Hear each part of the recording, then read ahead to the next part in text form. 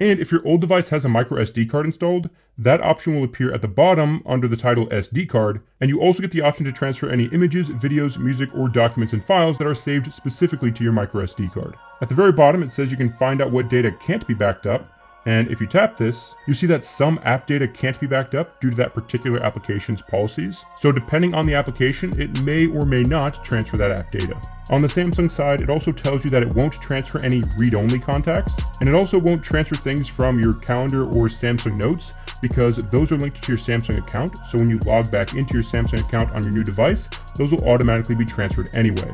And down on home screen, you'll see that the default wallpaper won't be transferred. And in case you're wondering, WhatsApp data can be transferred, but unfortunately I don't have WhatsApp, so I can't demonstrate that for you guys. And I'm pretty sure you need to have both your old device and new device with you at the same time in order to transfer that WhatsApp data. So this particular USB method probably won't work for that. But hopefully Samsung adds that option in a future update.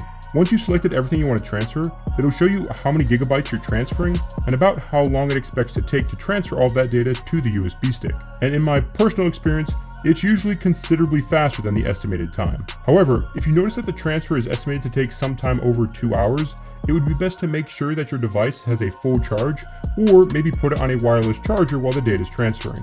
If you select more data than what your USB stick has capacity for, you'll get a warning at the top that says there's not enough space and that you have to deselect a certain amount of data to make it fit. Fortunately, there are two ways around this.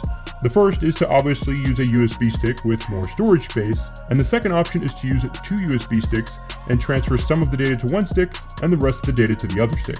Once you get your new device, you'll be able to restore data from both of the sticks, and I'll show you guys how to do that in a little bit. Once you've selected everything you want to transfer, scroll to the bottom and tap Backup. Now this is an incredibly important step if you're going to be transferring from a